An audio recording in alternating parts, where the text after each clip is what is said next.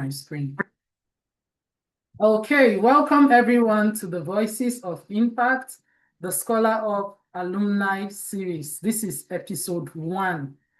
I'm so excited that finally we are bringing this vision to life. This is something that has been a long time coming in my mind. It's something that I've always wanted to do for the longest time, but somehow life keeps getting in the way. Something keeps happening that, life is life in, right? Something happens and then we are not able to pull it off, and then we continue having an alumni network where people just post their links of LinkedIn. For me, I feel like that is not effective. I feel like that is not an alumni network. That does not help you to get to know the next person. Most times people don't even see what's happening in the group. Like they just come and they drop their link and they disappear. If you really need to get people to see what you are saying, you literally have to go into their DMs to say, hey, I've not seen you. But most times they drop their link. And I feel like it's something that has been on my heart for the longest time. Augusta knows about this. We tried this in the earlier cohort when we started, where we wanted to have people in teams, people to be able to collaborate, people to continue to express what it is they have gained from the cohort. Because it is the continuity that is the progress. It's not the fact that you are able to go through a 21 days marathon and you show up for that 21 days. And after that 21 days, then what?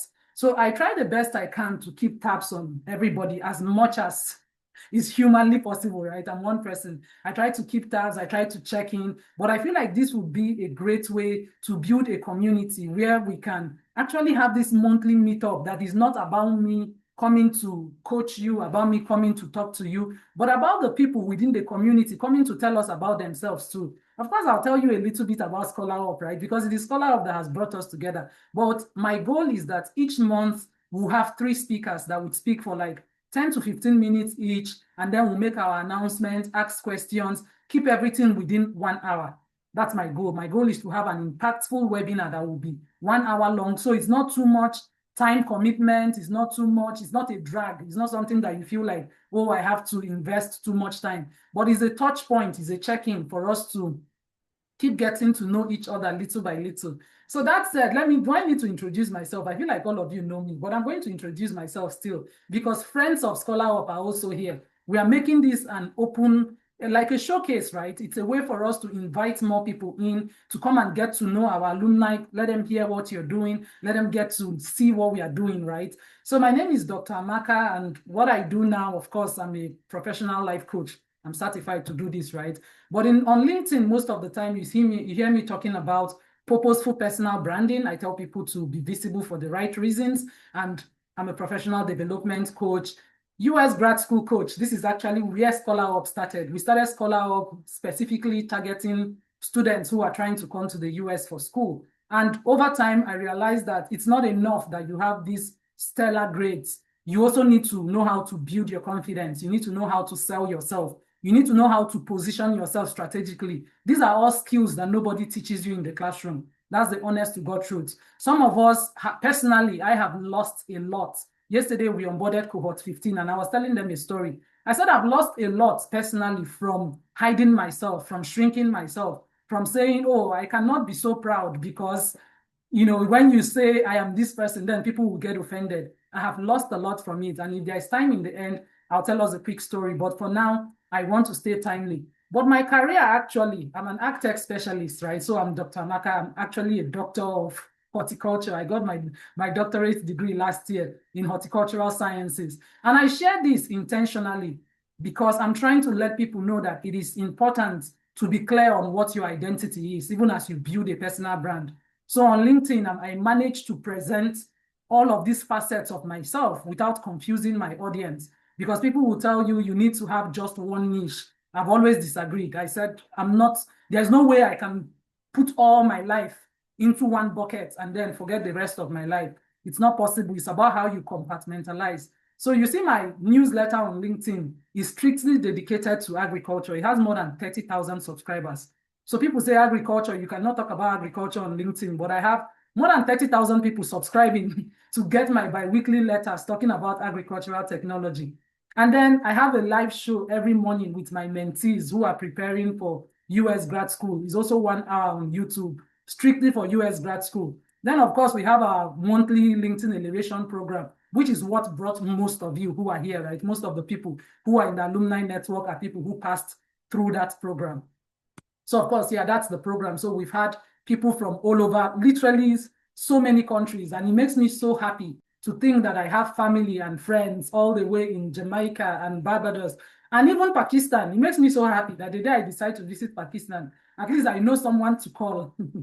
I know someone to say, I'm coming to Pakistan. What should I do? I want to come to Turkey. What should I do? So this is a program. This is like our flagship program that has brought in so many people. Okay, enough about me.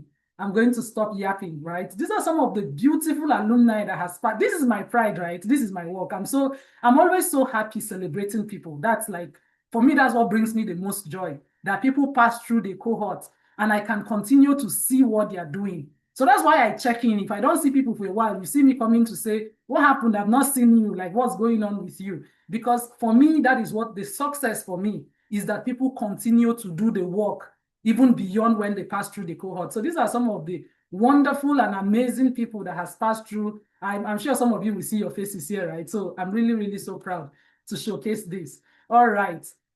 The goal of our meeting today is to begin to listen to our alumni, right? I'm sure you would have spotted Abdul from the, you would have spotted Abdul from my flyers and the two other speakers that we are going to have. So Abdul is the first speaker, and I'm so honored to introduce him today.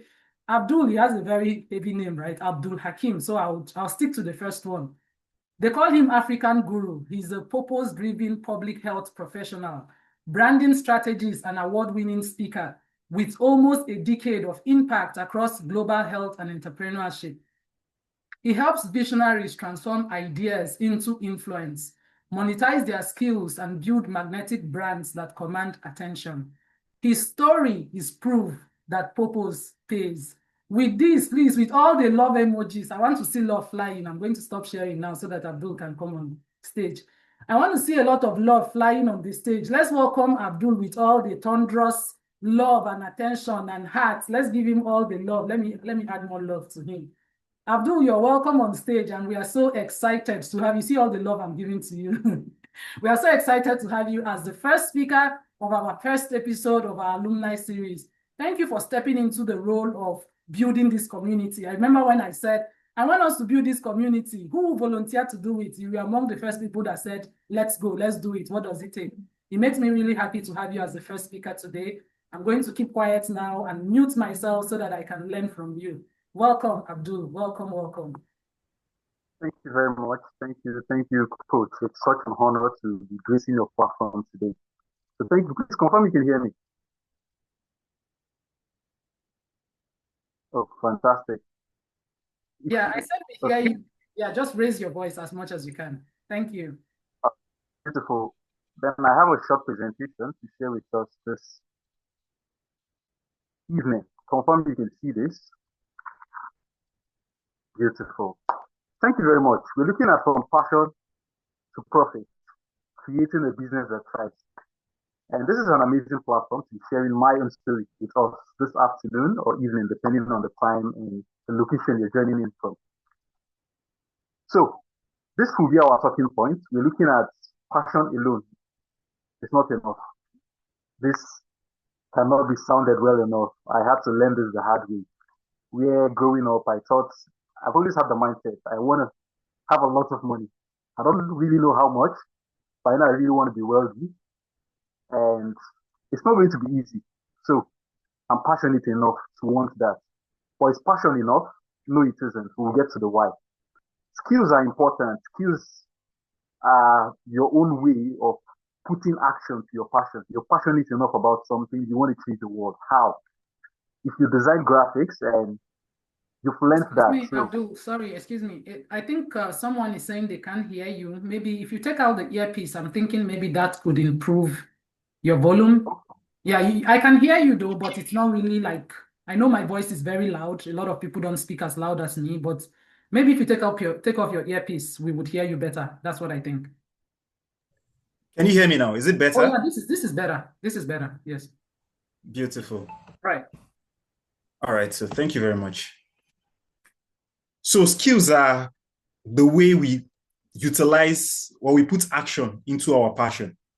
when you think you love something, the only way you can show that you love it is by learning the required skill to give life to that passion. Exposure is your way to learn what is required. You have the skill, right? But if you don't know the needs of the people, how do you convert that? You need exposure. Then intentionality is the glue that puts all this together. You need to be intentional about what you want, how you want it before you get into it. And most importantly is the consistent part. You need to stay consistent. They said Rome wasn't built in a day. So in order to achieve that goal, that big bang, the end goal, the jackpots, you need to stay consistent. All right. So the role of passion. Passion fuels persistence. It keeps you motivated when challenges arise. Passion helps you to discover what you genuinely love, and that helps you to align with the kind of skills that you should learn. It's possible to earn from your skills. Just to put it out there, it's totally, totally possible, but it's not an easy task because you're putting yourself on the ball game of being an entrepreneur. Personally, for me, growing up, like I said, I've always wanted to be rich. I didn't know how. So I immerse myself into anything I see. I just want to do. I just want to play a role. I want to take a part. I want to do everything. I'm interested. I'm curious. But with that, growing up, my energy started dwindling because I cannot be everywhere. I cannot do everything.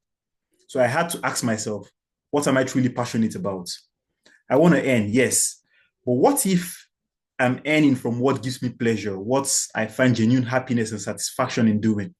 Would I keep doing more? So with this, the bet of skills to gold happened and it came to life. Just as an idea, how do you earn from your skills and passion? And with Skills to Gold, we registered a company, African Guru Academy. And Skills to Gold have been in existence for over 3 years. We've been able to reach audience across 4 continents with our monthly webinars, tailored coaching, mentoring, and the likes. And we've had businesses that have started and they're scaling just because an idea came to life. And we fuel that passion. So it's important for you to know that if you're passionate about something, all you need to know is it's possible if you give the life to that passion that you have. All right, having said a bit about passion, let's talk about the role skills play in bringing passion to life. Skills brings structure to passion. You need to develop expertise. Like I said, I wanted to earn from my own passion, and that gave birth to Skills to Go. But in Skills to Go, the existence, for it to exist and thrive, we needed a lot. I need to understand operations. I need to understand creativity. I need to understand branding. I needed to be able to work with a group of people because it's not just me. I can't bring that to life just me. So I learned communication skills through Toastmasters International. I learned a lot through volunteerism. I got to network with people that has helped to introduce me to bigger communities because you cannot do it alone. I learned emotional intelligence and a whole lot other skills that I had to learn in order to bring the passion to life. Now, after the skills, then exposure. What has exposure done for me? Alone, you can do so much, but together, there's no limits to what you can achieve. Within the community of Toastmasters, I've gotten to meet a lot of intentional speakers. Tolulope, who is an amazing speaker that will be coming on call shortly after me, is someone I met in the community, and we've done a lot. And there's still a lot more that we plan to do in the nearest future. Our one and only coach and doctor that's hosting us tonight, I got to meet her through the power of exposure, right? And that has expanded my network, my own community. I'm speaking on the community tonight. That's the power that exposure play in helping you grow, helping you to network, helping you to learn, meet mentors, have access, basically, seek opportunity and stretch yourself. So that's the role it plays. In your immediate community, there's only so much that you know. There's only so much that you have access to. How many clients can you reach within your own short community? Or imagine the power of expanding to more and more and more. I have the mantra, let's do more. So strategy, aside from being passionate, learning the skills and having exposure to gain access to bigger communities, network, mentors, coaches, and the likes. Strategy is important. Who is your audience? If you start and you're talking to everybody, it's important, but it's just news in the background. So you need strategy to know who your audience is. Who are you talking to? Who do you want to solve a problem for? If you don't know whose problem you're solving, everybody's problem is no one's problem. So you need to niche down and understand who have that particular challenge that you want to solve.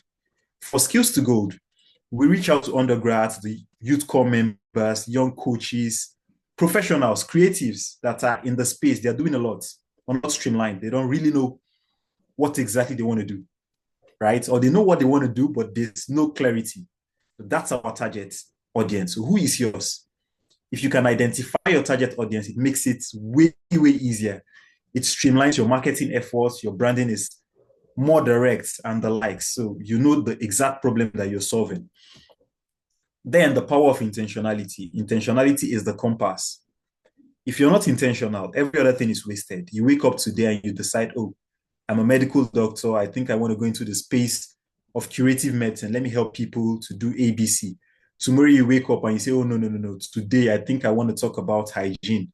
Next tomorrow you wake up and you say, no. I think I'm interested in marketing and branding. You're confusing your audience. Most importantly, you're confusing yourself.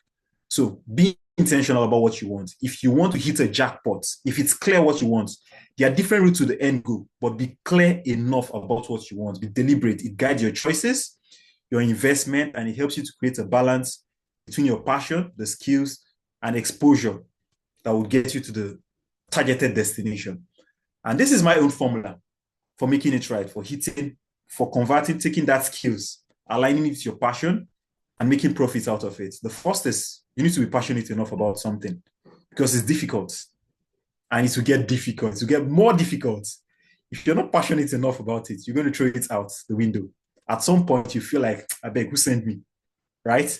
So you need to be passionate enough about it, be hungry enough about it.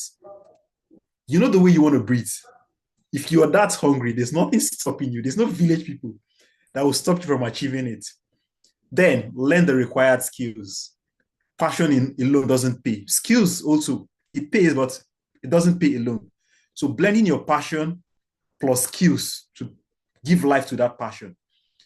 Gaining the right exposure to mentors, coaches, communities, and the likes. Having the right strategy. Be intentional and multiply all of this by consistency. Your vision will become a reality. So as a call to action, don't just dream, build. Find your passion, sharpen your skills, seek exposure, apply strategy, stay intentional, and above all, stay consistent. The power lies in the consistency. If the people that built Rome started and they felt like, this is taking too long, let's stop, Rome will not exist today. If you're building your brand and it feels like you're not making the money or it's stressful and you decide to quit, your story would end in a history that could have been, but never built. So stay consistent, stay active, and stay pushing. And that targeted goal will be achieved. I am rooting for you. This is my own fair piece, and it's back to you, our able moderator.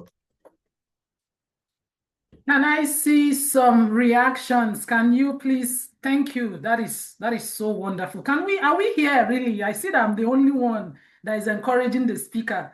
It's very important when somebody is speaking and they say something that lands, you give them a reaction, right? That's the way to make a live event interactive. You don't just take it in. Thank you so much, Abdul. That was such a wonderful presentation. And I love the call to action. Don't just dream, build. I always start all my presentation along those lines. And I tell you, everything I teach you is not going to mean anything unless you say, let's put the game plan into action. You find your passion. If you're not passionate enough, then of course, there would always be a reason to quit. Thank you so much. Thank you so much for that call to action. Thank you so much for your wonderful words of wisdom. If you stop sharing now, I'm going to introduce our next speaker. Oh, wow, I'm so excited to hear about the beauty of imperfect words, right? That's such a wonderful topic. So I'm going to introduce the next speaker.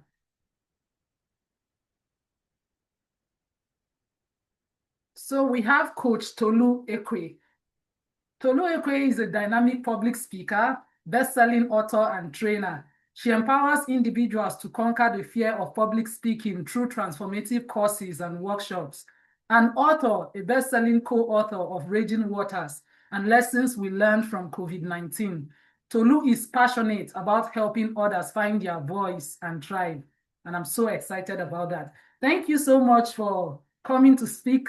Anyway, you are an able alumni, so this is your community. So thank you for answering our call. Thank you for making the time to come here. I will stop sharing, and I'm going to hand the mic over to you, Tolu Ekwe. Welcome on stage. Please, let's welcome her with some love. Let's give her plenty love. Let's welcome her. See all the love I'm sending to you. All this love I'm giving to you. Welcome, Tolu Ekwe. Thank you. It's such a pleasure to have you here. Let me keep quiet so that we can hear you. Thank you so much, Dr. Amaka. Good evening, good morning, good afternoon, whatever time of day it is where you are joining us from. I am super excited to be here on this platform with you today. And it is a delight. I see so many amazing people. By the way, I want to say a big thank you to our host, Dr. Amaka. Dr. Amaka, you are a phenomenon. You are amazing. Thank you so much for connecting all of us, all these wonderful people on this platform.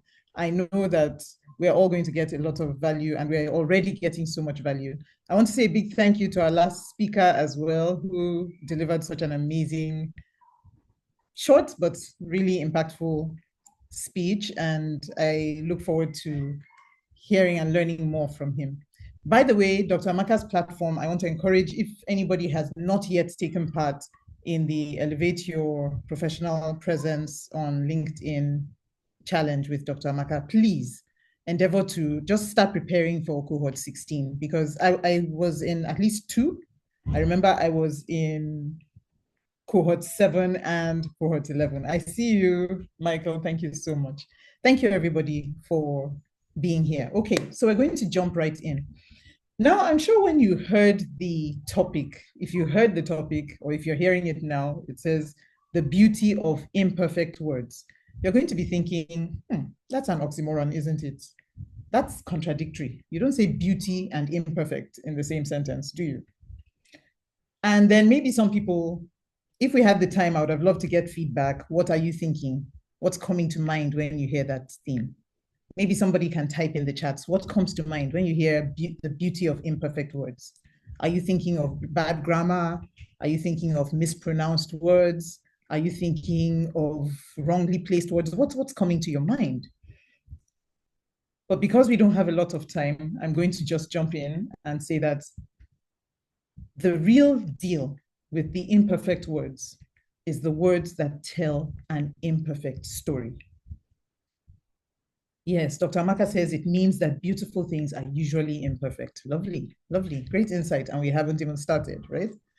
So many times when we want to tell our story, when we want to connect with an audience, when we want to connect with people, we are thinking of how to put it as perfectly as possible.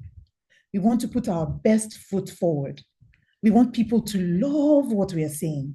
We want people to think that we are all that and so much more.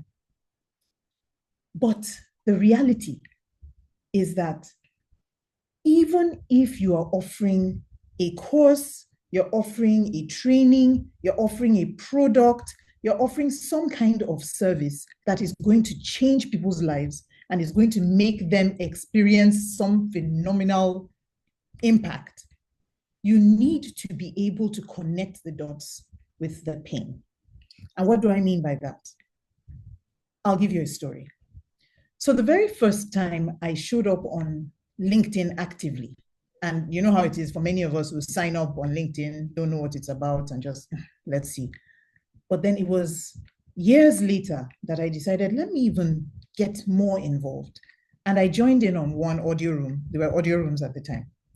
I entered this audio room and I'm listening to them talking about storytelling. And on the spur of the moment, they asked for volunteers to share a bit of a story, a relevant story. And I unmuted my mic.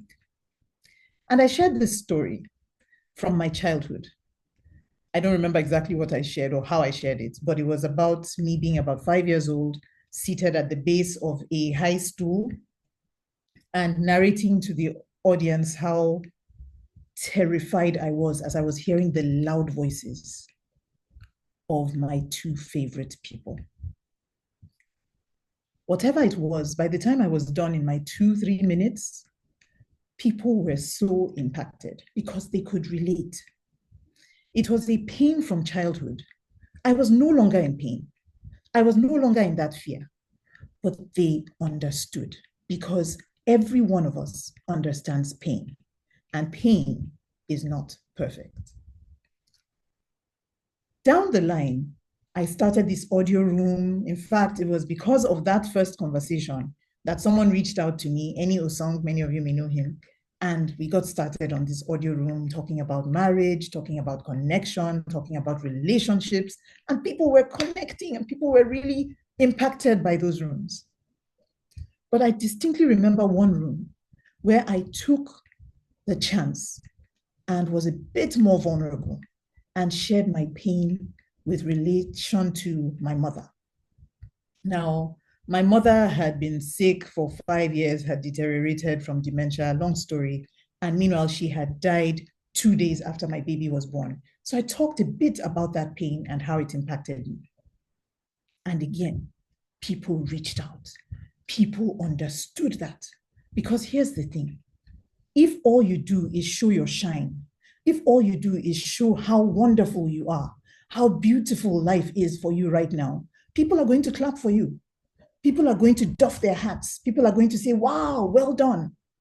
But not a lot of people can relate to that. Let me ask you, how many of you would feel like you can rub shoulders with someone who has a perfect life? They're married to the love of their life. They are in perfect health. All their families has always been and will always be well. They've never lost anybody. They've never had to cry. They'd love to.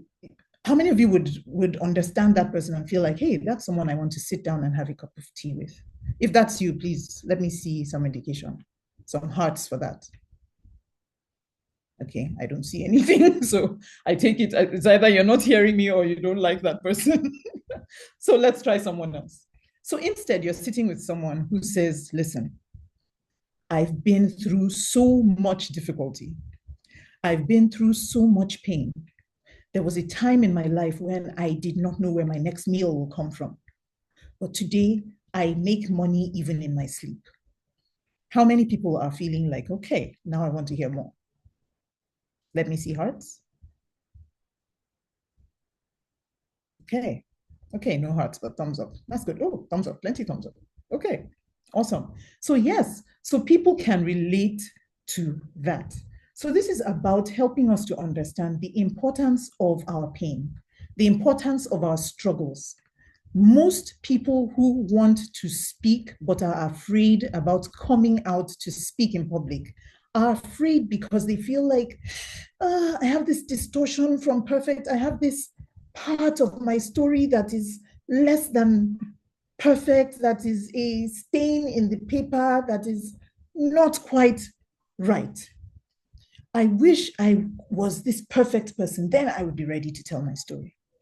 But no, your story as it is relatable because you have made some progress. We keep saying progress over perfection, right?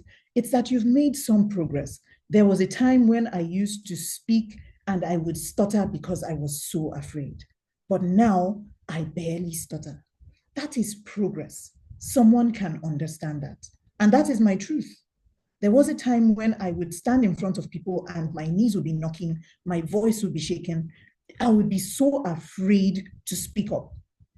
That's not me anymore.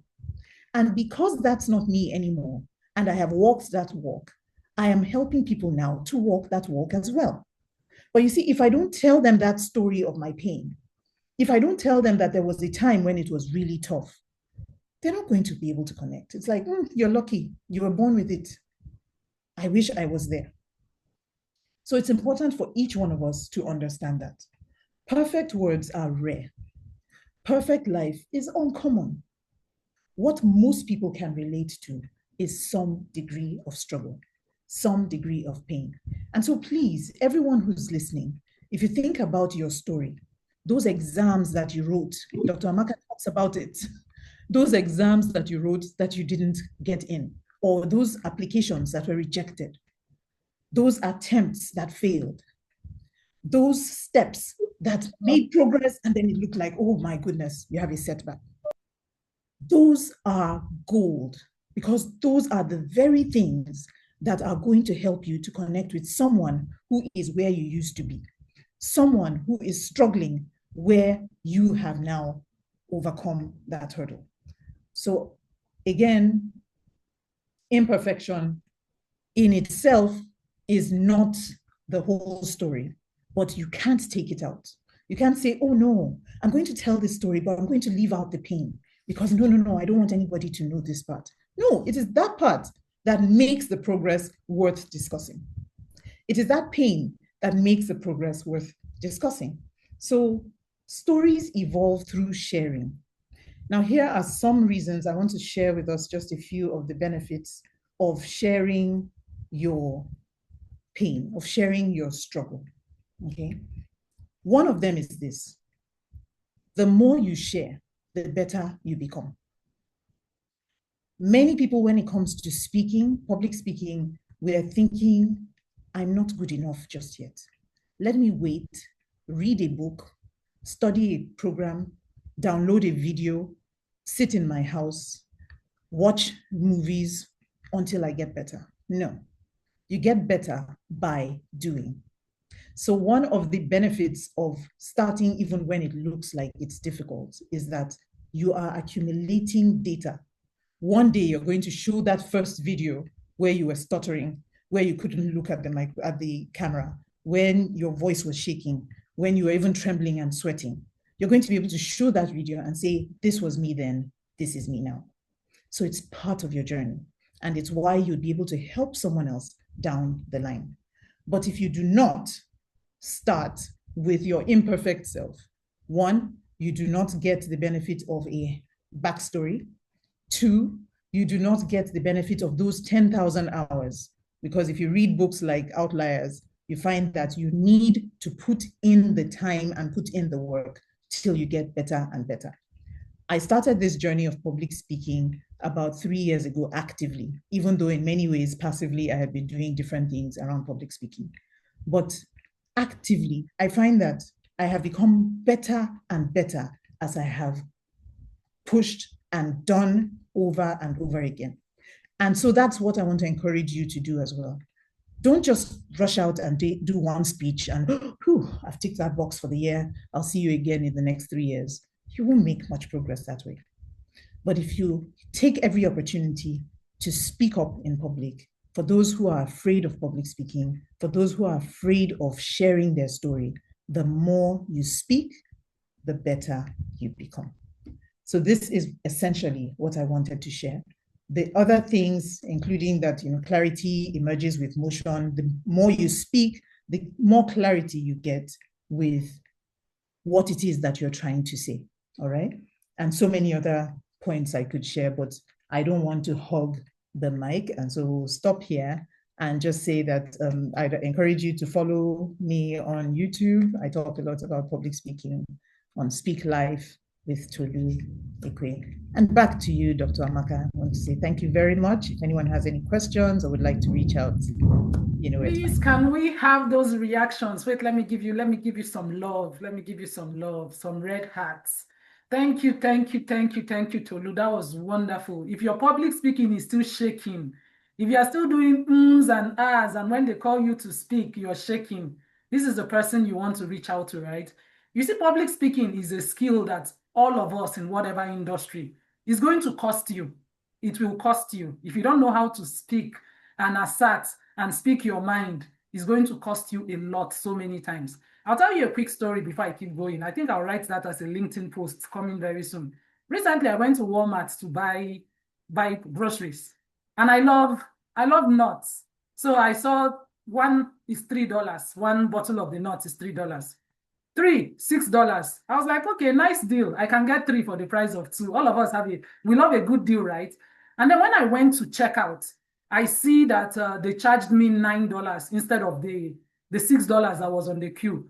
Honest to God truth, I was almost walking out because in my mind, if I go back, these people will look at me. Is it just $3 that you are going to hustle? And the me of not long ago would have been too shy, too like, oh, what will people say? You know, I'm going back to go and hustle for them to rerun my card. But then something snapped in my head and I'm like, are you for real? You advertised this thing for $6, and now my receipt is saying $9. I matched back confidently. I was so proud of myself. I'm already excited about writing that LinkedIn post. I was so proud of. I went back and I'm like, hey, lady, I see that you charged me $3 for each, and it's $9.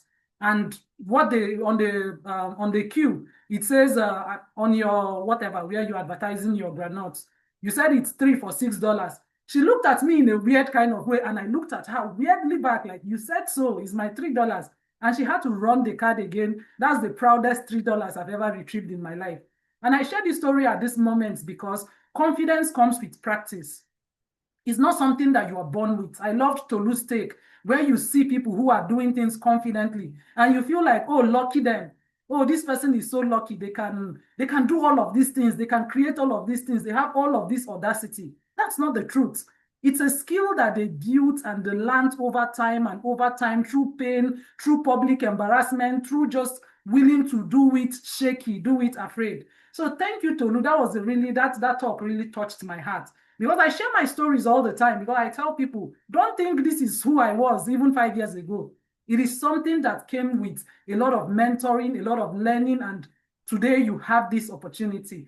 Make sure you reach out to Tolu. Make sure you reach out to Abdul. The whole purpose of this networking session is so that we get to know each other even deeper. I want us to go beyond that surface level of you comment on my post and I comment on your post, and I don't even know what you do. I don't know the resources that are within the community. I don't know who I can reach out to and say, hey, Tolu, how far that your public speaking thing? I know we are all both in the ScholarUP. Is there a way I can join? Is there any discount you can give me because we are in the same community? These are the kind of collaborations I want to begin to see. Thank you so much for coming up. And I have the honor to introduce our last speaker. Our last speaker for today is Coach David Adeoye, who has been like a grand patron of our LinkedIn Elevation program. Like literally, Coach David is just like, I'm just going to stay in the program month to month. He comes and he says, my coach, we are going to the next cohort, and it makes me so happy to have him. It makes me feel like the way he has supported our work, which I'll still talk about in the end with our conference coming up, a couple of announcements when we close. But for right now, let me just introduce Coach David Adeoye. He's your unfair advantage. Let me shift this. Unfair advantage and ultimate game changer. Maybe he will explain to us what that means. As an award-winning coach with expertise in agile transformations, project and program management, business analysis, and cybersecurity, his multifaceted competencies deliver insights that drive results for individuals, teams, businesses, organizations, and community. It is with pleasure in my heart, with all the happiness in my heart. Please give me some reactions as Coach David Adeoye comes on stage. Thank you so much for honoring our call. Thank you for being such a wonderful and supportive member of the ScholarUP program, the ScholarUP community. We are so honored to have you. Coach David Adeoye, I saw you before. I hope you are still here. I hope I'm not just so hyped up and maybe the network has thrown him out. Let's see. I'm actually here. Okay. You know, my mind skipped for a minute. I'm like, okay, Can you turn on your camera, sir, so that we can see you? Yeah, I'm about to turn my camera on in the name of the Father, Son, and Holy Ghost. Amen. Please, let's encourage you with emoji. Let's give love. Amen. Welcome, sir. Thank you so much for gracing our occasion for this first episode. Many more episodes to come in the future. I'm handing the mic over to you, sir. Yes. I'm so excited to be here. Hey, Coach Amaka, thank you for this $1 million opportunity. I wish when I was starting my career, I had this kind of conversations, or I had someone that put me through this. And Dr. Amaka, I always tell you, I'm a stark raving fan of what you do because I see the heart and the spirit behind it. I'm one of the strongest champions of Black wealth and success. I think the Black community all over the world is poor because we cannot collaborate. I don't think we are poor because of lack of anything else. We're just poor because the Black man cannot collaborate. The Black man, I think we're still trying to crack collaboration. The Jews, the Indians, the Pakistanis, the Lebanese. I actually did a model during my MBA where we looked at the amount of money available in economies and how much the Black race is packing back home is so sad. My good friends, we have a long way to go. We have a very long way to go. And to surprise you that the Jews don't pay mortgage the way we do. They buy cold cash down. 10 Jews, 20 Jews will come together. They will pay money until everybody pays the deposit off. And they contribute money round and round and round. And look, in 10 years, they build wealth of £1 million easily. I'm looking forward to us having those kind of things among Nigerians, Zimbabweans, Africans generally, and Caribbeans, Afro-Caribbeans. I asked a few friends who live in the West, who've been here 20 years, some 30 years, some elderly friends. They told me they tried. Somebody will just cut away the money. Someone, after the contribution gets to a certain, one 70-year-old man told me, he said, just get 10 friends together, begin to contribute £1,000 each of you. He said, the moment the money gets to £10,000, say he wants to see what will happen. By the time you go from 10,000 to 20,000, he said, well, by the time you get to £100,000, seldom can you cross £500,000 or something will happen. So, Dr. Amaka, I'm a fan of what you're doing because it's an opportunity for transgenerational wealth. It's an opportunity to build a network. Africa remains poor because of lack of the inability to collaborate or not having what you call collaborative intelligence. And I start by saying I salute you, Dr. Amaka, and all the ScholarUP guys. I see you all in the room. I'm totally excited. Abdullah, let me call you Brother A. Abdulhakeem. Abdulhakeem. I don't want to call you something that your name is not because I can let me manufacture name. Oh, God bless you. I am totally excited. Thank you for sharing. Tolu, thank you. You know you are my sister. We've never gotten around to talking deeply. We would always say we'll talk and then something will happen and then we're not able to have the meeting. And you've always been on my radar. That was absolutely brilliant. God bless you. I will immediately we finish this tool, I'd like to have a conversation. Some very powerful things answer what you said. And I don't know whether permit me to just do something for a minute or two. Tolu, you're an attention scientist, attention addiction scientist. Attention addiction scientists. Now, Facebook, Instagram is spending money on addiction scientists, people that watch how the brain behaves to addictive substances like cocaine and all of that. And they use those things to influence our brains. So if you're not on Instagram or Facebook for 10 minutes, you begin to secrete hormones in your mind as if you're addicted.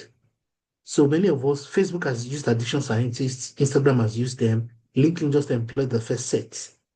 Now, as we go more into the future, it's a strong area of product development. Now, but now there's another group called attention scientists or attention engineers, people that can arrest attention. And within the brand, that's one of the strongest roles that will emerge from traditional brand communications. And as we're talking, I was like, I hope Tolu knows that she's sharing. There's a 7-minute part of your speech that everybody should go and listen to over and over and over. And in fact, what you said in the past 15 minutes is one of the deepest secrets of the future. People who will rule the coming future should be able to hold attention. And attention is the new gold, is the new oil. Anybody who can hold your attention in a conversation owns the future, because we are now an attention deficit or attention deficient generation, where attention span is now 3 minutes maximum. Serious conversation, 3 minutes. On serious conversation, 90 seconds.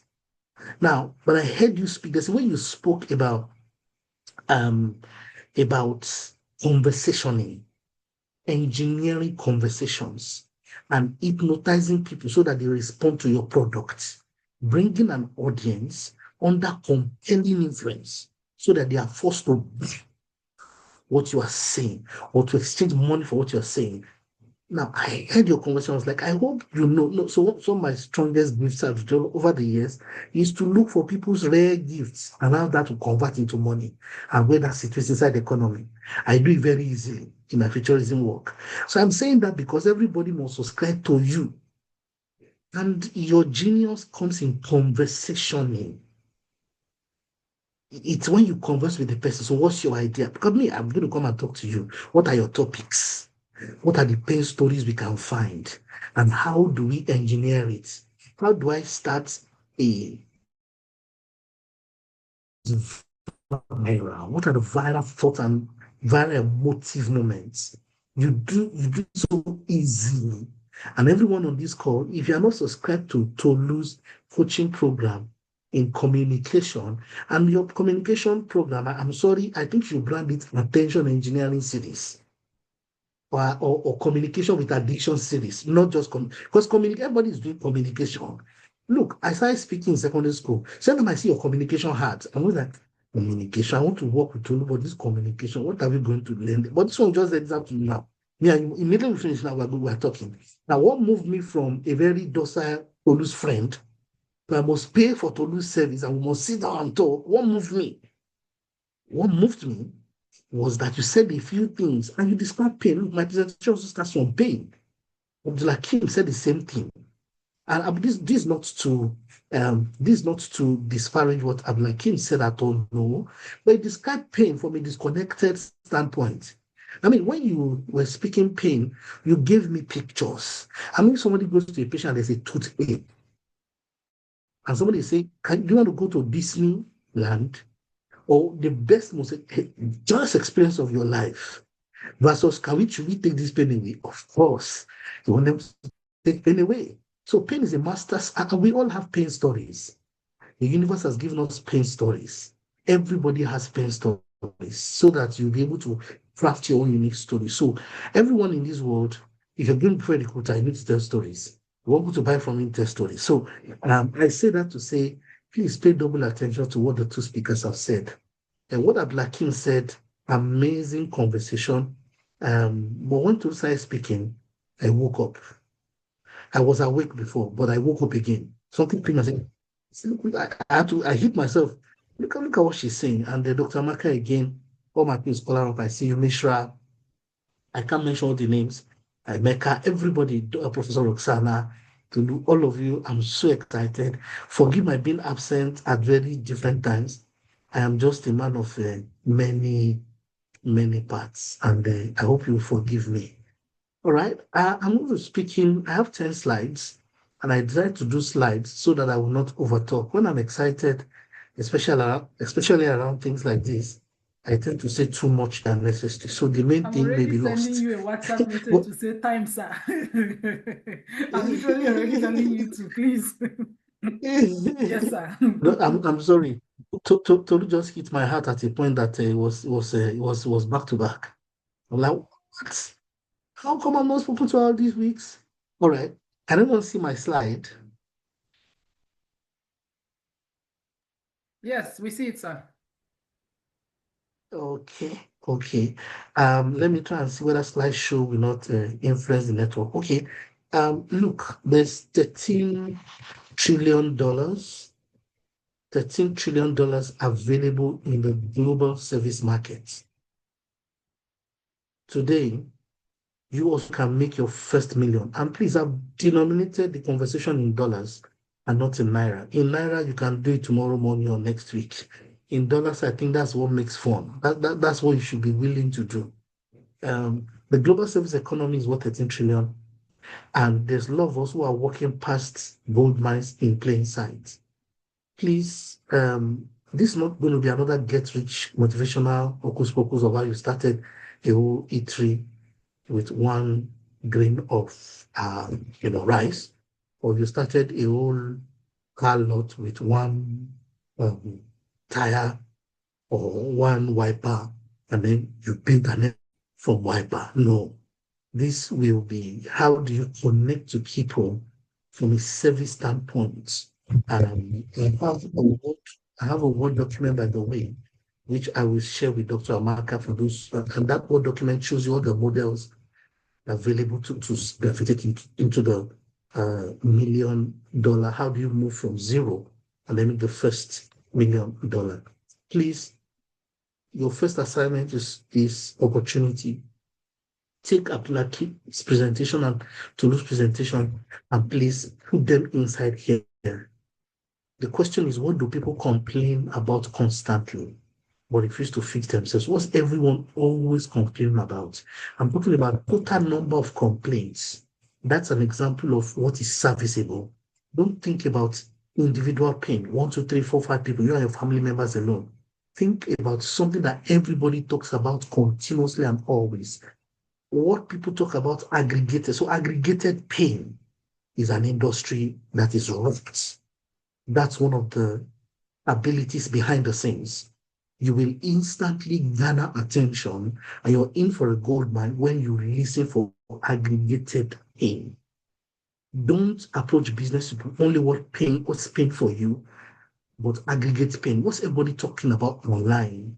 What is the general chatter about? Research and find answers to aggregated pain and what they refuse to fix themselves. Once you do this, you are in for an opportunity you can begin to think about to make your first million in quotes.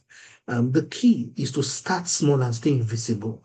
You don't go because you want to build a business, you want to build a lifestyle that's huge. There are many things that I don't have, and I've used this over the years.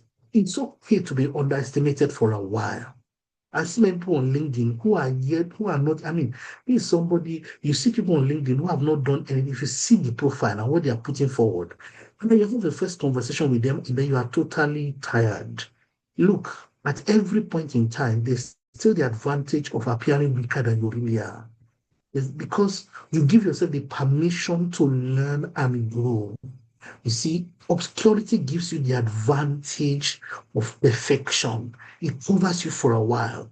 It's okay to be invisible in quotes. Don't over make noise so that you're over promising and under delivering. Make sure that you put your energy on the first paying set of customers at the beginning, people that will exchange value. Let that be your first. You know, in the age of the internet, and there are also virtual offices now, and also co-working spaces. You don't need the fancy office. Some people will start a business and you see their first Excel sheet they share with you. Oh, they want to have a fancy office here, so a fancy thing there. No, no, no, no, no. Go for value delivery and the first paying customers and at almost zero costs. And that leads to what do you do really well? What do you do really, really well that you can deliver at low cost, high pain, aggregated pain, and you are talented to fix it, and the economy and infrastructure is ready for you. Those are the things to try to work on. Abdulhakeem said it. Use your existing skills, free tools. You can hire very affordable, talented freelancers are available on all the online platforms for the things you can do well. You see, from day one, don't think about yourself alone. Oh, I cook well. Because you cook well, it's not sufficient for you to now start cooking business and you're all alone. You have the cook and you want to post on Facebook, on Instagram. It's okay to start that way for the first paying customer. Start the first 10 briefs of let's say you cook very well and you've gotten your 10 gigs. You need to think about somebody to help you with your social media presence.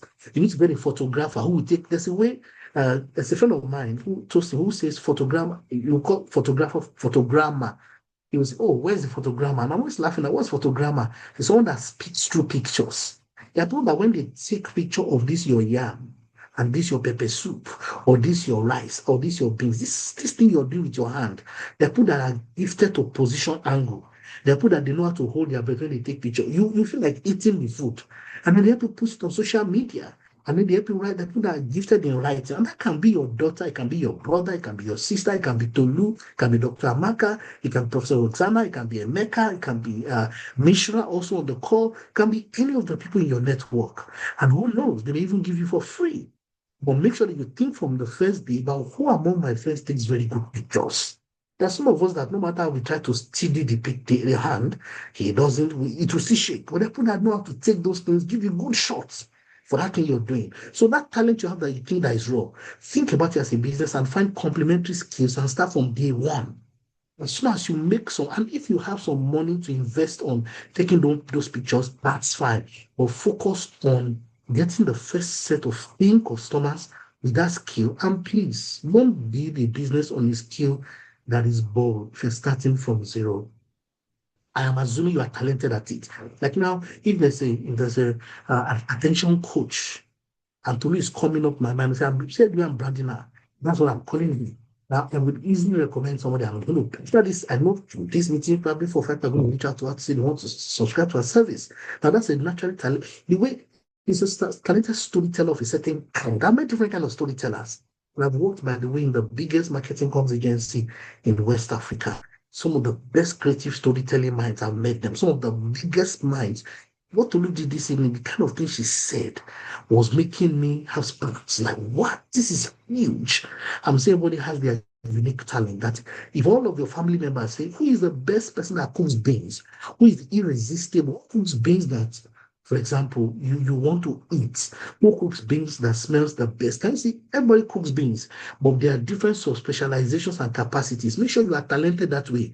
Don't be a comedian who is not funny, because that now becomes a joke. Yeah. So you see, proof of delivery is superior to planning. No, there are people that have very big business plans with no substance. Can you deliver the core service in the talentedness level that people want to buy? Don't be the joke. A proof of demand and a proof of your capacity to supply is far more important. One paying customer is the first place to go. Who is willing to pay for this your base? Who is willing to pay for this your 1 hour? Who is willing to pay? Who is willing to pay? And please be honest. How many people out of your friends? There's one of my friends online, Dr. Busi. Since if you can tell him to speak now, 20 years ago, I've been a certain way. He will tell you that when it comes to this, I'm going to pay Dewey. When it comes to that, I'm not going to pay him. There are things that you can be paid for, and people will be willing to go with you out of all your friends. Do a survey for your family members. If everybody was selling one thing, what would you buy from me? Do a small survey. Once you find that thing that is also scalable, don't start. Don't go look for something that is extraneous out of your domain of strength. Except you have a lot of capital and you know how you're going to walk that journey. Right? So solve one person's problem really well, and your first customer is far more valuable than your first business card. Your first business card should be your first point of call. The next thing you want to do is that you want to deliver 10x value. Once you find that first customer, the next thing that give them 10 times value. For the price of the same beans or the same amount of consulting man hours, make sure you deliver 10 times value or you die trying to deliver value. File your customers with dangerous value. Make sure that any other person that they know, remember, you are still not at the point of scaling. You are trying to get your first 10 customers. Make sure that those guys are your army. Make sure that you win their loyalty so that they can multiply through word of mouth and testimonials. If you fail these guys, you've vanished into the graveyard of forgotten startups. You cannot afford to make your first 10 customers unhappy. Those who paid you, give them times 10 value or die trying to. I have a friend that started a business in consulting, free auditing consulting business. Today, he's doing very well. He did free financial audits and under promise, over deliver, then build trusts.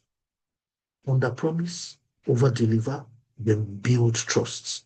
You see, Pricewaterhouse shows that 89%, that is 8 out of 10, 9 out of 10, arguably, customers deflect after a single bad experience. One mistake can kill months of relationship building. If you do very well, referrals will give you some of your highest compared, and on the surface, referrals is the most effective. Social media, okay, paid ads, okay, hold out, paid ads. But at the end of the day, referrals give you more value and builds loyalty more. If I hear somebody telling me about your product or service, then I'm willing to buy. Look at the way I spoke about Tolu now. That's because I've seen her work at a distance. But for the first time, whatever happened to me, my mind just opened to what she was saying at a different level because I could hear something else inside what she was saying. That kind of feeling, make sure that you connect with your customers and your service delivery gives that story and that vibe. I think I want to be done in about 5 more minutes maximum. You see, as soon as you have your 10 customers and your mastered value delivery, you want to go automate, which means, you see, you cannot now afford to be chaotic because you want to grow beyond the traditional 1, 2, 3, 4, 5, 6, beyond 10 people. And remember, let's take Nigerian Naira, for example. 20 people who pay you, is that 50,000? Yes, 50,000 Naira. I hope my mathematics is correct. 2 persons will give you, if your price is 500,000 Naira, 2 persons will give you 500,000. 4 persons will give you 250,000 Naira. If you want 5 people to give you a first million, that is, if it's in Nigeria, you're thinking 200,000. And if you are thinking of some good numbers, you want to make it very affordable, then 50,000, 10 people will give you 100,000, 100 people that pay, 10 people that pay 100,000 will give you 1 million Naira, and 20 people that pay 50,000 Naira will give you 20 people that pay 50,000 will give you 1 million Naira. Once you cross that, once you approach that 1 million mark, depending on number of customers, once you cross 10 customers based on your pricing model and everything, start documenting because you may lose staff. The earlier success you may even forget. Document your everything. Nebulous documentation. How do you do this? How do you bring this from the freezer? If, for example, it's cooking, each of the processes, step 1, I marinate the beans overnight. If that's what it is, or barbecue, you're doing barbecue. And then after which I do this, and then I do this, then write it down. Document ruthlessly. Because don't be trapped in founder's prison where you cannot take holiday from your business. When you document it, it becomes a repeatable, at least a manual. You can choose to take some of it out and hide some of it. And if you have a trade secret, you may want to hide something that you do behind and then supply it. For example, I know someone in the fast-moving consumer goods industry. What she does is that she has some spices that she's the only one that can mix it. So she would mix that at the central place, then send it to the different outlets. But my point is, make sure it's documented somewhere. Number 2, automate. When you can use technology, begin to think technology. And then hire strategically. Surround yourself with people that are smarter, sharper, hungrier than you, and who really are bringing value to the business, and more importantly, have the same value system as you. They are bringing value to the business and they have the same value system as you, or people that have the same value system necessary for your success. Hiring is very difficult, and you must actually hire from passion. I am one of those who think that you should hire people before you need them. So build relationships. For example, if I ever need someone as an attention engineer, let's say I run a very large business and I want to do I have a sales team, for example, in attention management and how to build conversations that lead to business. Tolu has come into my catchment. Abdulhakeem has come to my catchment if I want to motivate people about how to turn any idea into business. If I'm doing something, business process, business development processes, I'm going to bring him in. Anybody who I see who needs Dr. Amaka's products, I'll always bring in. What's my point? Be a people collector. Watch people's gifts and talent when they're doing it. As well, on LinkedIn, I'm observing people. There are people, Emeka, for example, is a very strong community organizer. There are people, so Alexander is a very excellent teacher and trainer, especially of mathematics. Now, that's a big deal. If I ever have any need for these people, when it comes to, I want to publicize my books, any your song is someone I always call. Beyond the money, they do it very well. So as you're making your posts and living your life, they're people looking at you, and when opportunities come, they will come your direction. Scale with strategy, not ego. Your ego has nothing to do with it. Oh, now I'm a CEO of 25 people. Oh, we're now 100 people. That thing can kill you, make you look for the wrong loans. Um, Expansion is a very strong knife edge. If you move too fast, you could bleed out. There's even how to manage 5 people. There's how to manage 2 persons. There's how to manage 1 person. There's how to manage a team of 10. They're all very different. And there's how to manage 1,000 people. If you can hire, you can overhire beyond your management capacity. In fact, there is a school of thought that says you can only manage 5 people effectively. Some people say once your unit gets bigger than 20 people, you probably are not, you need second line managers. In fact, from about 8 people, you're going to feel the weight of management. Supervising people to ensure that they do quality work can take its toll on you. But I put excuse me, that people say things like, well, I now manage 50 people. I won't tell you about my pain story when I tried to manage more than career and what I learned about sub managers who manage others. Right, smart scaling requires discipline, time, and strategic thinking. I will leave you to please read this horizontal scaling, which is adding services that serve your existing customer base so that you can increase the share before expand market share. Vertical scaling is move up markets, meaning that you begin to charge higher. Horizontal scaling is more services, while vertical scaling is get more premium, charge higher. But some of this requires some think through, some branding. I mean, the same you who used to sell something, for example, let's say 100,000 per piece or 50,000 per piece, now you want to start collecting 250,000 per piece. Why? Why should I pay that kind of money?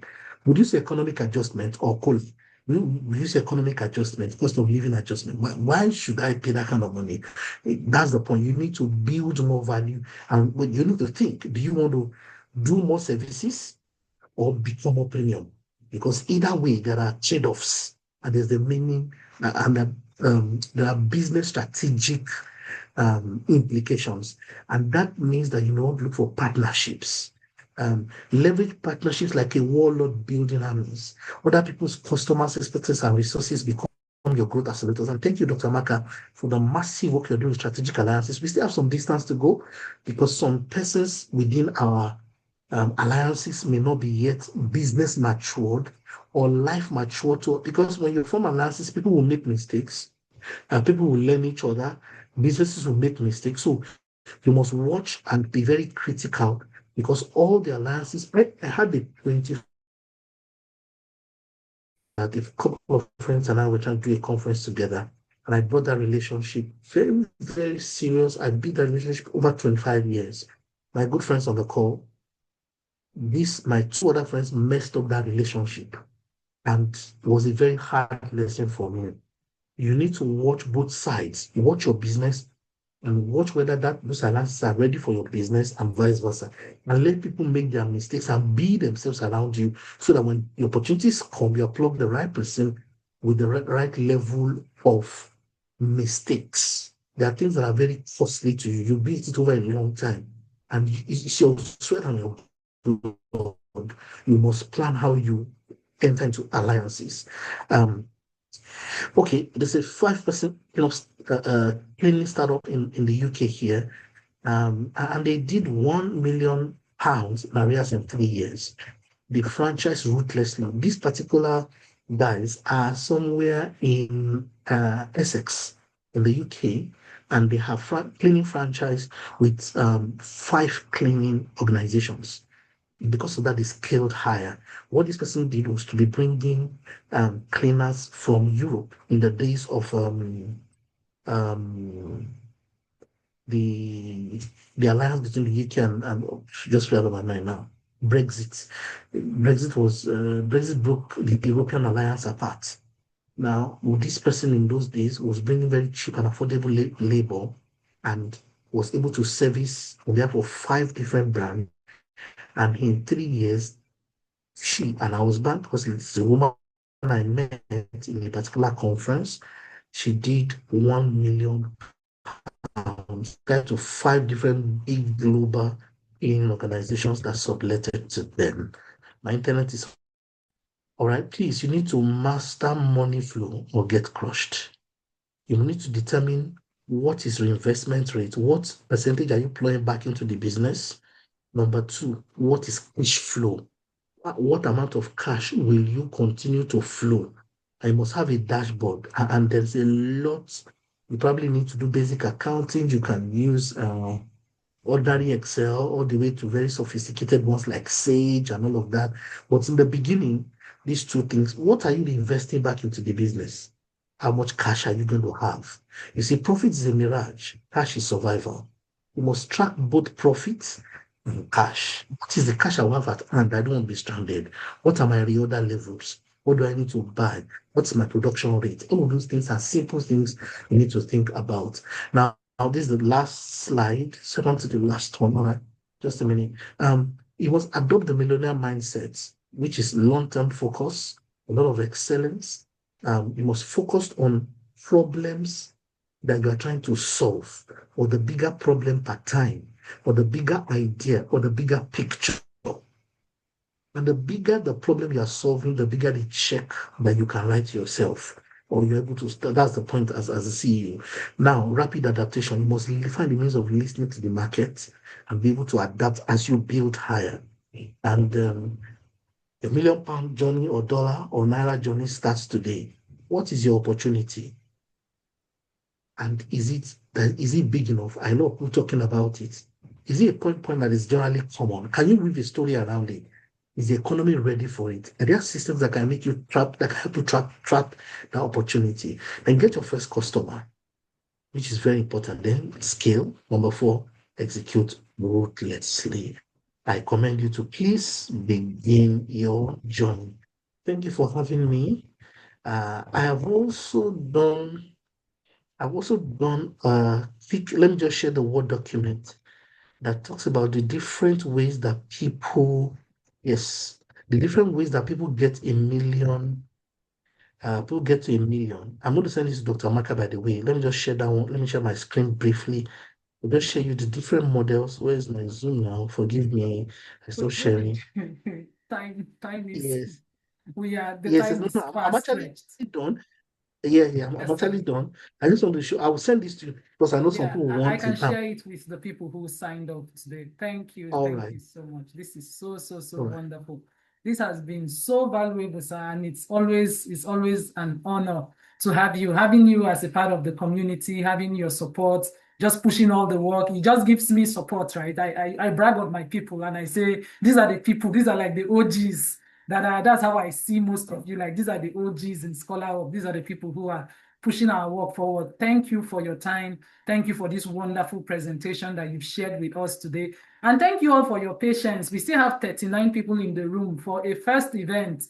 This is like this vision of mine, like I said, it's been a long time coming. It's been a long time coming. Sometimes when I talk with Augusta, who is the senior administrator at ScholarUP, Augusta, hello, it's so good to have you here. I always tell her, how do we make sure that our alumni community, that this thing we do doesn't just end with our 21 days program? She knows right from, there was a time we started creating groups, it never happened, and eventually we continued. I don't give up, right? That's one of my own special sources, that when something is in my heart, I'm never going to give up on it. I'll just keep trying. I'll keep trying, and eventually we've been able to birth this alumni network. The goal for our network is that we will have a once in a month meetup. And I'm trying to be very conscious of time. You know, I said that at the beginning. I want us to kind of be very conscious of time so that people would not have to commit too much time to this, right? That's something that I feel that is so critical. So thank you so much, Coach David. Thank you, Tolu, for your wonderful talk. Thank you, Abdul, for your wonderful talk. This has been a wonderful time. I'm going to give just like a couple of minutes to look at the chat if there's any question while I'm giving my announcement.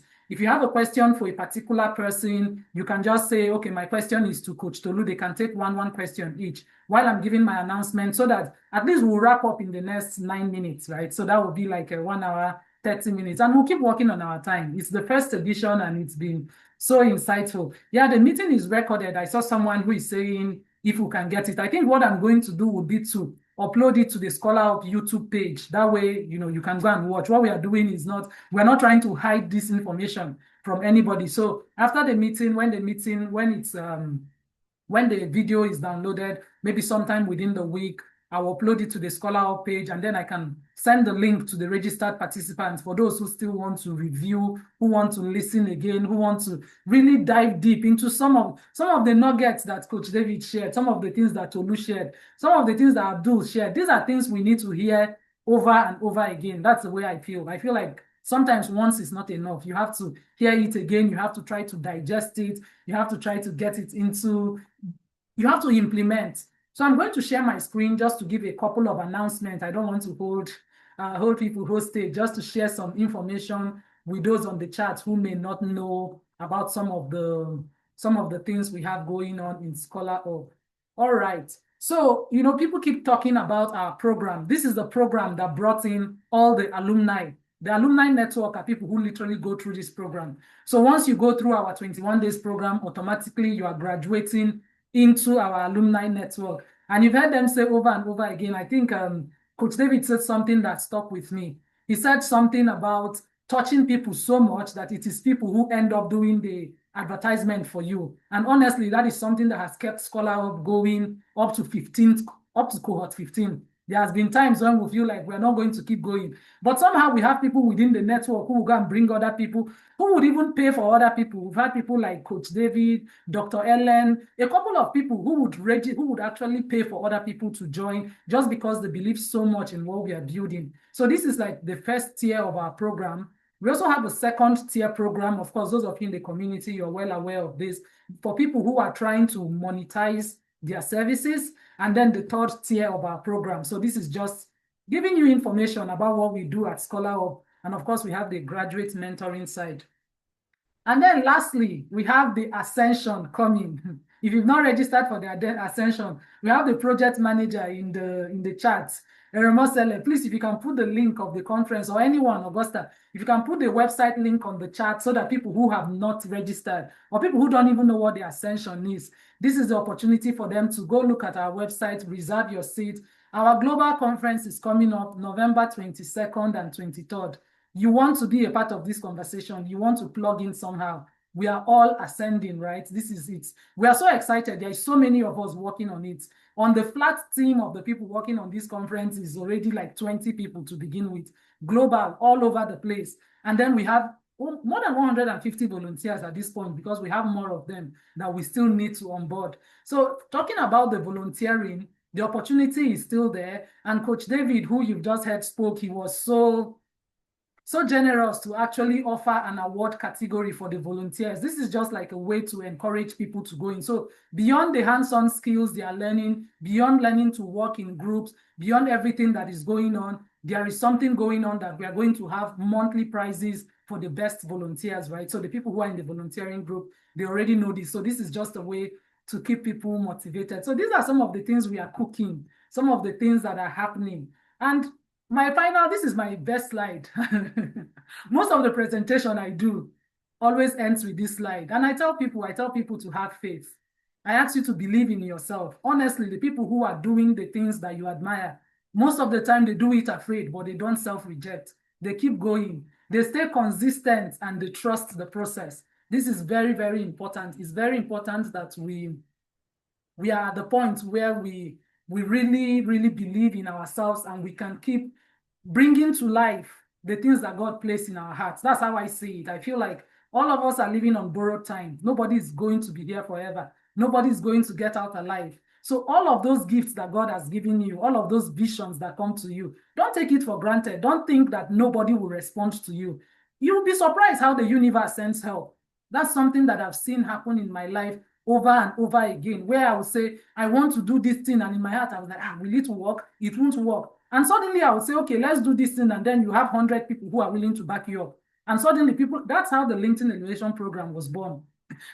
15 months ago, we have Dr. Augusta, we have Amaka, we have people who were in the first cohort who are literally still pushing the vision.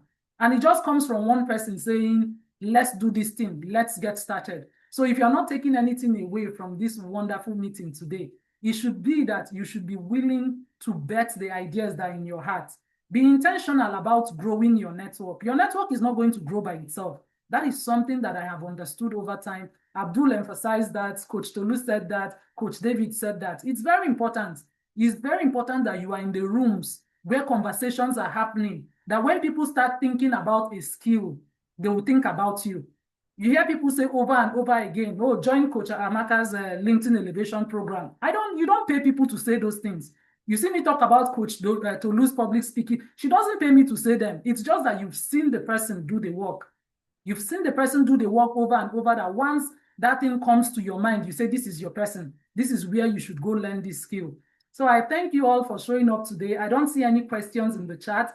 We still have like 3 minutes. If there's anyone who has anything to say, now will be a good time to say it before we wrap up.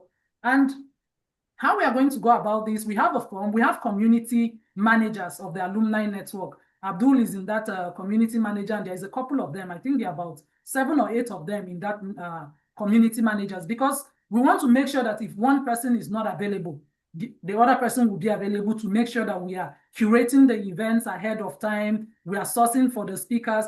Actually, there is a speaker form, right, which I would encourage us to put in the chat here. And also, I think they've posted it several times in the alumni community. So that's strictly for alumni, people who are alumni of ScholarUP. So the speaker interest form is for you to say, I want to speak. So this is September is gone. The next event, you hear about it very soon. The day, the time, it's just going to be similar time, similar month, right? So when we put out the form, you register your interest, put in the month you want to speak, so that we can curate the events and plan them ahead of time. Proper planning, it makes it easier. You see the way this event is able to come up today seamless, with people being reminded, people attending. It took a lot of back-end effort. It took a lot of back-end effort to make sure you were getting all those reminders. We were sharing the flyers. We were doing all of those things. It was a lot of work, but I'm so happy that we are able to do it. And this is absolutely amazing, right? Thank you so much. People should give me some love now. Should I be begging for love? Give me some emojis as we wrap up. Thank you, Radiance. Thank you. Oh, please. Come on now. Dr. Amaka. Yes, please. Yes, sir. Yes, I shared the presentation and the Word document in the chat. The Okay. 1 million mandate document is all the models that people use to make their first million. Okay. Just a list, and people should select which one works for them. Oh, thank you so much, sir. Please send it to me on WhatsApp too, just in case people have problem downloading. You know, sometimes people are watching on their phone, so they may not be able to download directly. So send to me on WhatsApp, and I can make sure that everybody got it. Thank you so much for taking the time. Thank you, bro. ME. Please, I've been waiting for your love. Yeah. Thank you so much. And I'm sorry we went beyond the time stipulated. We'll continue to work on our time. 1 hour, 30 minutes is not too crazy. It's not too crazy, but I'm also a stickler for let's kind of keep things on time so that we can keep it going. Let me see what they're saying in the chat. Gospel says, thank you so much, and thank you to the amazing speakers. It was insightful. Okay. And Segi Lola says, thank you, Dr. Amaka. Many thanks to the speakers. Thank you all. Thank you so much for the kind feedback.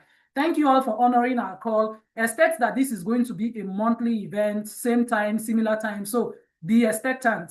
It's part of, once you have gone through the LinkedIn Elevation Program, you are part of the alumni network, you have the opportunity to speak. I'm not going to be selective and say it has to be this person or that person. If you're willing, we'll see how we can line up our speakers so that people have opportunities to share what they do. They have opportunities to get people to patronize them for what they do, and have opportunities to just expand their network. That is the entire goal of what we are doing here. Thank you very much. God bless you. It's 11:30 on the dot, my time. I'm already late for church, but it's fine. I'm going to be running away. Thank you all. God bless you. Would you be kind enough to turn on your camera? Let's take picture.